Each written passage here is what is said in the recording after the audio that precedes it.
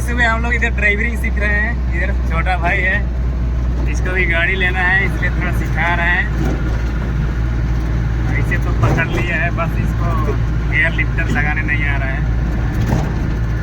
Road को तो नाप लिया है कितना में गाड़ी जाएगा वो।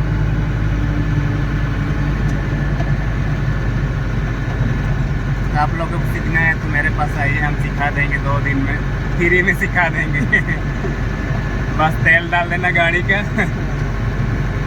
इधर पैसा लगता है 3-4 हज़ार रुपये लगेगा, हम फ्री में सिखा देंगे। बस तेल डाल देना, पूरे दिन चला के 2 दिन में ट्रेंड कर देंगे।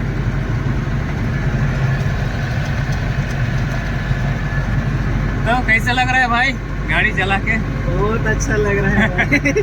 जिंदगी में पहली बार चला रहा है। 4 11